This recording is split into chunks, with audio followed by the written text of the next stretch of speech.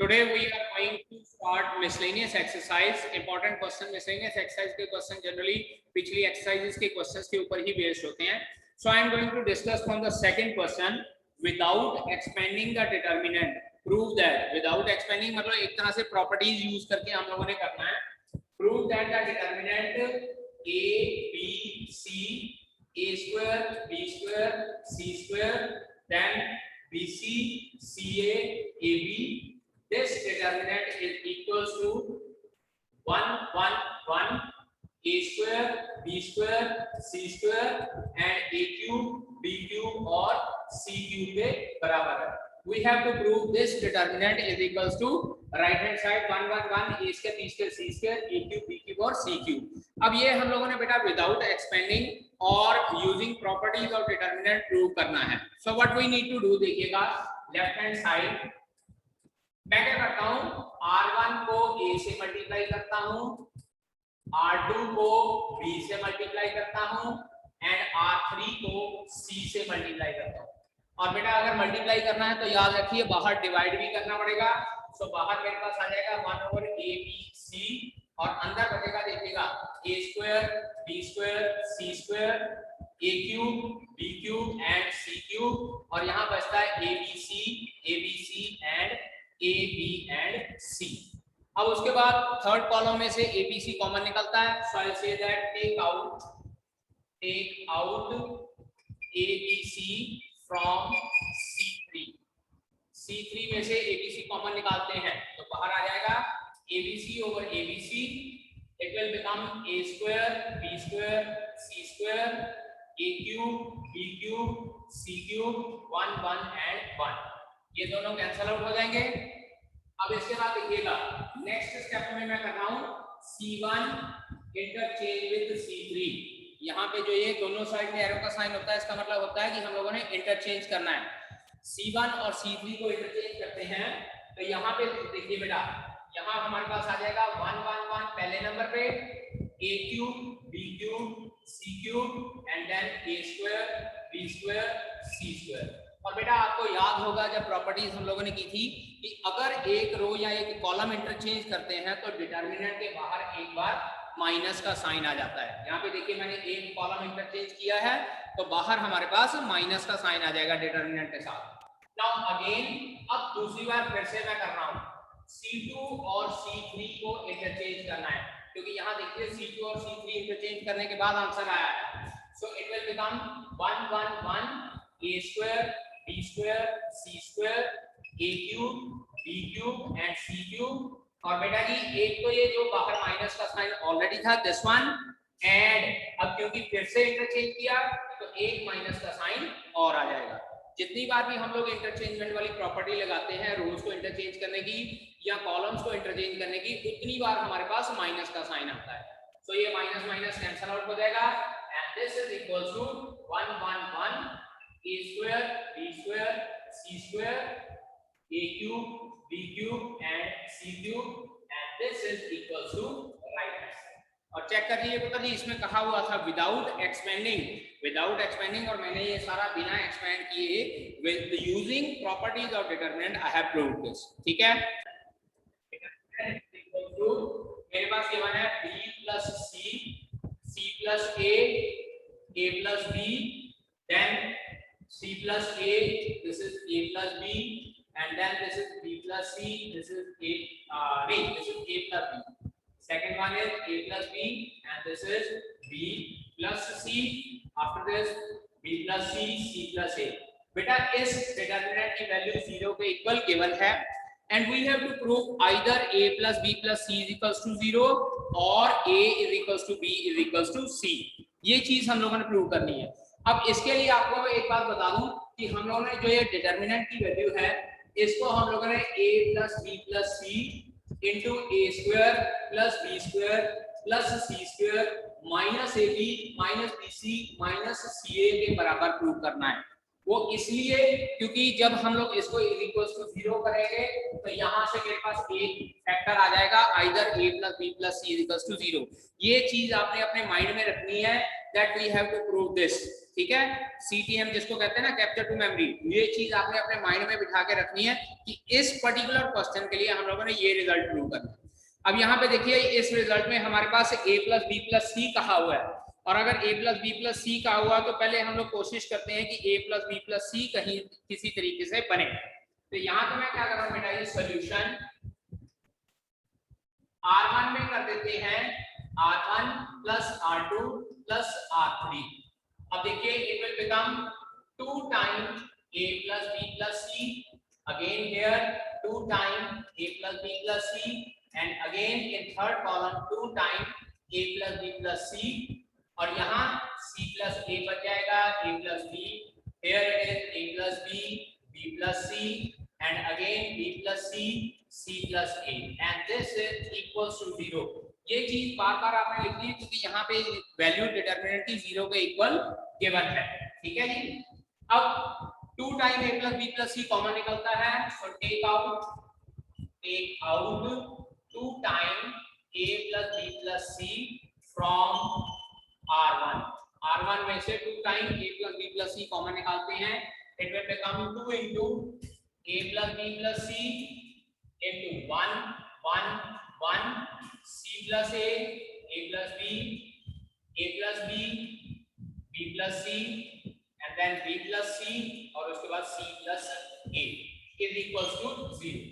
अब maximum term देखिए, तीनों की तीनों टर्म फर्स्ट रो में 1 बन गई हैं, तो उसके बाद नेक्स्ट स्टेप होता है बेटा जी हम लोगों ने उसको 0 बनाना मैक्सिमम टर्म को। तो अब देखिए मैं यहाँ पे क्या कर रहा हूँ, C2 में मैं कर रहा हूँ C2 माइनस C1, और C3 में मैं कर लेता हूँ C3 माइनस C1।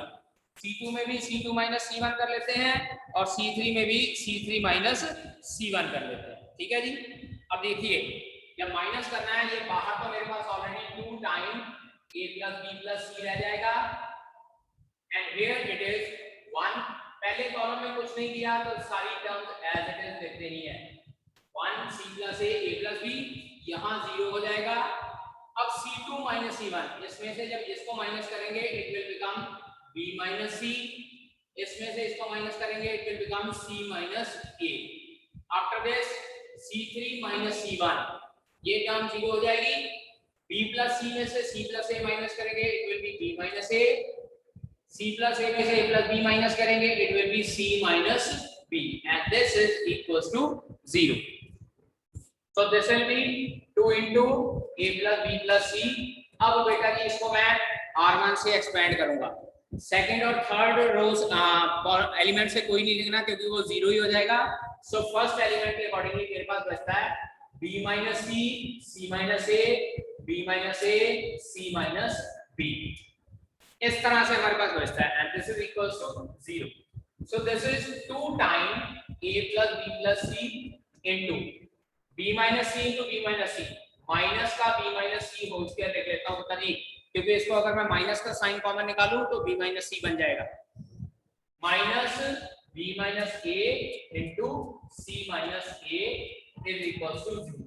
अब इसको सिंपलीफाई करते हैं, 2 into a plus b plus c into b minus c का whole square minus b square minus c square plus 2bc minus of b into c, bc के माइनस का, ये plus का ab, तो उसके बाद प्लस का ac, और उसके बाद माइनस का a square is equals to 0। Check कीजिए। अब यहाँ पे देखिए टर्म मेरे पास क्या बन रही है, माइनस का साइन भी तो कॉमन निकाल लेता हूं मैं, minus 2 into a plus b plus c, यहाँ बचता है b स्क्वायर, या ऐसे करते हैं a स्क्वायर आगे ले आता हूं, a square plus b square plus c square, क्योंकि माइनस का साइन कॉमन निकाल लिया तो ये तीनों टर्म्स पॉजिटिव हो जाएगी। अब 2bc में से bc माइनस किया था तो प्लस का bc बना था, लेकिन क्योंकि मैं माइनस का साइन कॉमन निकाल चुका हूं, so it will be minus ab minus bc minus ac, and this is equals to 0। अब यहाँ पे चेक कर लीजिए, अब माइनस का साइन है क्योंकि इक्वल टू 0 तो मैं माइनस का साइन भी रिमूव कर सकता हूं।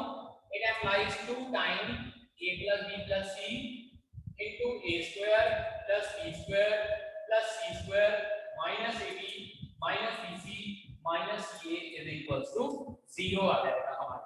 ठीक है जी, यानी कि जो चीज मैंने आपको पहले बताई थी वो चीज हमने प्रूव कर दी। ठीक है, अब कंटिन्यू पार्ट, ये जो बाहर 2 है इसको अंदर वाली ब्रैकेट से मल्टीप्लाई करूंगा मैं, a plus b plus c into 2a square plus 2b square plus 2c square minus 2ab minus 2bc minus 2ca is equals to 0। अब ये हमारे पास क्या बनता है, multiply a plus b plus c into 2a square को मैं लिखता हूँ a square plus a square, 2b square को लिखता हूँ मैं b square plus b square और 2c square को मैं लिख रहा हूँ c square plus c square। After this minus 2ab minus 2bc minus 2ca is equals to 0। Now see here beta ji, a square plus b square minus 2ab, it implies a plus b plus c into a minus b whole square। check कीजिए, a square plus b square minus 2ab a minus b whole square हो जाएगा। उसके बाद b square plus c square minus 2bc, ये b minus c का whole square हो जाएगा। और उसके बाद c square plus a square minus 2ca, it will become c minus a का whole square। This is equals to 0। अब अगर ये दो टर्म्स की मल्टीप्लिकेशन 0 आ गई है तो इट मींस दोनों में से कोई एक टर्म 0 होगी।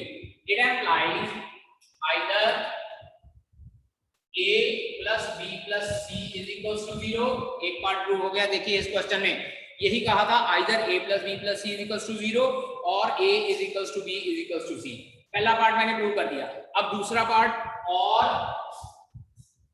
a minus b whole square plus b minus c whole square plus c minus a whole square is equals to 0।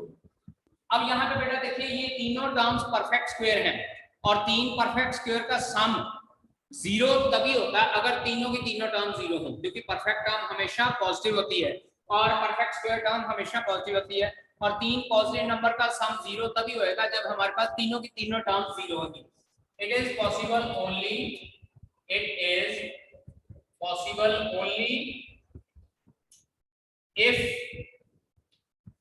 a minus b whole square is equals to 0, comma b minus c whole square is equals to 0 and c minus a whole square is equals to 0। It implies a minus b is equals to 0, comma b minus c is equals to 0, comma c minus a is equals to 0। यहाँ से a is equals to b आता है, here b is equals to c और here c is equals to a। अब check कर लीजिए तीनों terms हमारे पास इक्वल हैं। a जो है b के इक्वल है, b c के इक्वल है, c जो है a के इक्वल है। तो it implies I can say that a is equals to b is equals to c। और यही चीज हम लोगों ने दूसरे पार्ट में प्रूव करनी है। एक पार्ट हम लोगों ने ये प्रूव कर दिया है a plus b plus c is equals to 0 और a is equals to b is equals to c। 6th question में हम लोगों को कहा गया है prove that the determinant a square, this is a square plus ab, then ab, after this bc, b square plus bc और उसके बाद ac plus c square, then ac and c square is equals to 4 times a square, b square and c square। अब यहाँ पे 4 time a square b square c square prove करना है।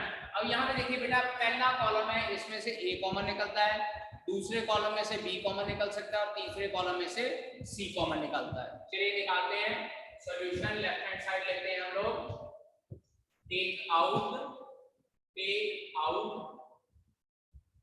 a from r1 comma b from r2 and c from r3।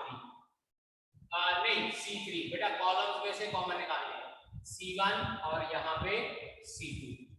ठीक है जी, c1 column में से a common निकालना है, c2 कॉलम में से b कॉमन निकालना है और c3 कॉलम में से हम लोगों ने c कॉमन निकालना है। ठीक है जी, चलिए स्टार्ट करते हैं। बाहर ए बी और सी बाहर निकल जाएगा, यहाँ रह जाएगा A plus B, this is B, then ये हो जाएगा C B and B plus C. After this यहाँ से सी कॉमन निकला, A plus C, this is A and this is C. अब यहाँ पे 4 टाइम हम लोगों ने इसको बनाना है, तो ऐसे कर लेते हैं, R2 में R2 माइनस R1 कर लेते हैं एंड R3 में भी R3 माइनस R1 कर लेते हैं, थोड़ी टर्म्स कम हो जाएगी हमारे पास, ठीक है जी। So it will be ABC, पहली रो में कुछ नहीं किया, A C A plus C as it is. अब दूसरी रो में से फर्स्ट रो माइनस की, A प्लस B में से A माइनस किया, यहाँ B रह जाएगा, it will become B minus C, it will become minus का C। उसके बाद यहाँ से R3 में से R1 माइनस किया, this is B minus A, ये B प्लस C में से C माइनस किया, अकेला B बच जाएगा, और C प्लस A में से C में से माइनस किया, it will be minus A। Check कीजिए।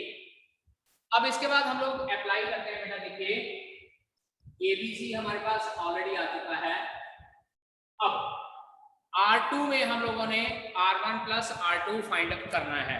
नाउ अप्लाइंग R2 में R2 प्लस R1, R2 में R1 प्लस R2 करते हैं। देखिए पहली रो में कुछ नहीं किया, A C A plus C, second row में दोनों को ऐड करना है, तो ये हमारे पास क्या आ जाएगा बेटा, देखिए it will become equals to A plus B, this is A plus B and this is C और B माइनस C कर दिया, ये हमारे पास B रह जाएगा, और इन दोनों को ऐड करके यहाँ पे हमारे पास आंसर A आ जाएगा। चेक कीजिए, now this is B minus A, third row B and fourth यहाँ पे माइनस का A आ, चेक कीजिए। अब वहां पे हमारे पास B और B बच गया, उसके बाद A और माइनस A बच गया। सिमिलरली अब हम लोग क्या करते हैं, R3 में R2 और R3 ऐड कर लेते हैं, थर्ड रो में ये लोग ऐड करते हैं, R3 में R2 प्लस R3 करते हैं। जस्ट सिंप्लीफिकेशन करनी है, मतलब A C A plus C, this is A plus B, ये B एज इट इज, ये A एज इट इज। अब ये दोनों को जब ऐड करते हैं, यहाँ पे 2B बचता है, इन दोनों को ऐड करते हैं 2B बचता है, इन दोनों को ऐड करते हैं C। अब यहाँ देखिए थर्ड रो में से 2B कॉमन निकलता है, तो take out 2B from R3, बाहर आपके पास बेटा बन जाएगा 2 into A into B square C। Check कीजिए, B पहले ही था तो ये B square C बन जाएगा, it is A C A plus C A plus B B A, यहाँ पे 1, यहाँ पे 1 और यहाँ पे 0 हो जाएगा, ठीक है। अब इसके बाद बेटा मैक्सिमम टर्म 0 बनाने की कोशिश कीजिए, थर्ड टर्म में मैक्सिमम टर्म्स 0 बनाने की कोशिश करते हैं। यहाँ पे देखिए C1 में C1 माइनस C2 कर लेते हैं, C1 में C1 माइनस C2 कर लेते हैं, या C2 में C2 माइनस C1 कर लीजिए, कोई भी एक कर लीजिए। लेट अस कंसीडर C2 में मैं C2 माइनस C1 कर लेता हूँ, so it will be 2 into A B square C, here it will become, पहले में A plus B और 1 as it is, दूसरे में C2 minus C1 C minus A, here it is B में से ये दोनों माइनस किया तो माइनस A, this is 0, और ये A plus C A and 0। अब बेटा मैक्सिमम टर्म्स हमारे पास 0 बन गई हैं, तो expand by R3। Now after this step 2A B square C आ गया और वो अंदर आ गया, expand by R3, expand by R3, बाहर हमारे पास है 2A B square C, और अंदर यहाँ पे देखिए plus minus plus minus plus minus और प्लस माइनस प्लस, यानी कि थर्ड रो में प्लस का साइन लगेगा, और ये हमारे पास आएगा C plus A minus A into A plus C, बेटा यहाँ माइनस आना C minus A, and this is A। अब इसको सॉल्व करते हैं, this is 2A B square C and this is AC minus A square plus A square plus AC, minus का sign लगना है, ये माइनस है, इसको प्लस कर देना, minus A square plus A square कर दिया, AC plus AC equals to 2ac, 2ab square c and this is ac और इसके बाद this will be 2 times 2 into 2 हो जाएगा 4 into a square b square and c square and this is equals to right hand side for this question. Okay students, in this question it is given that 1 2 3 1 plus p ऐसे करते हैं, this is 1 2 3 1 plus p, after this 3 plus 2p and then 6 plus 3p, इसके बाद यहाँ पर हमारे पास है 1 plus p plus q, then 4 plus 3q plus 2q 3p plus 2q and then 10 plus 6p plus 3q, this should be equals to 1. बेटा ये question मैंने एक पहले एग्जांपल भी आप लोगों को लिखवाई थी कि जो एग्जांपल इंपॉर्टेंट है उस एग्जांपल के जैसा ही है. जस्ट बिफोर एक्सरसाइज 4.2 चेक कीजिए, हमारे पास एक एग्जांपल है that is example number 11 page number 115. Same example है, बस वहां पे जहां p है वहां पे b लिखा हुआ है और 1 की जगह पे a b c a लिखा हुआ है, 1a 2a और 3a. अब करना इसको क्या है, सॉल्यूशन लेफ्ट हैंड साइड में कीजिएगा. देखिए r2 में करते हैं r2 minus 2 टाइम r1 और r3 में करते हैं r3 minus 3 टाइम r1. ये बेटा जी 115 नंबर पेज पे एग्जांपल है 11th, सेम उसके जैसी एग्जांपल है, क्वेश्चन है. फर्स्ट रो में कुछ नहीं किया, 1 1 plus p 1 plus p plus q, उसके बाद इसको 2 से मल्टीप्लाई करके इसमें से माइनस किया 0, इसको 2 से मल्टीप्लाई करके इसमें से माइनस करते हैं. बेटा यहाँ पे बचता है 1, चेक कर लीजिए 2 3 में से 2 माइनस किया 1 आ जाएगा, 2p minus 2p 0 हो जाएगा. इसको 2 से मल्टीप्लाई करके इसमें से माइनस करते हैं, ये आ जाता है 2, इसको 2 से मल्टीप्लाई करके इसमें से माइनस करते हैं p and this will become 0. अगली टर्म 0 हो जाएगी. इसी तरह से इसको 3 से मल्टीप्लाई करके इसमें से माइनस किया 0, इसको 3 से मल्टीप्लाई करके इसमें से माइनस किया, it will become 3 and then ये हमारे पास बचता है 7 प्लस 3p और ये 3 के ओवर टर्म फिर से हमारे पास 0 आ जाएगा. चेक कर लीजिए एक बार, जो सेकंड रो है उसको उसमें से फर्स्ट रो को 2 से मल्टीप्लाई करके माइनस करना है, इसी तरह से थर्ड रो में हम लोग 3 से मल्टीप्लाई करके माइनस करते हैं. ठीक है जी. अब इसके बाद देखिए फिर से यहाँ पे मैं क्या है इसको 2 से 3 से मल्टीप्लाई करके इसमें माइनस करता हूँ, r3 में r3 minus 3 टाइम r2. पहली रो में कुछ नहीं, 1 1 plus p 1 plus p plus q. दूसरी रो में कुछ नहीं किया, 0 1 और 2 plus p. तीसरी रो में ये 0 आ जाएगा, इसको 3 से मल्टीप्लाई करके माइनस करते हैं 0 और उसके बाद इसको 3 से मल्टीप्लाई करके इसमें माइनस करेंगे 1, 3 से मल्टीप्लाई करके माइनस करेंगे, इट विल बिकम 0. अब यहाँ देखिए ये प्रिंसिपल डायगोनल है और उसके नीचे के सारे एलिमेंट्स 0 हो गए. मैंने पहले भी प्रॉपर्टी बताई है कि अगर प्रिंसिपल डायगोनल के एक साइड के सारे एलिमेंट्स 0 हो जाते हैं तो value of determinant is the product of principal diagonal elements. It applied using property, simple यही लिख लेते हैं, using property of principal diagonal elements. Principal diagonal elements, principal diagonal elements.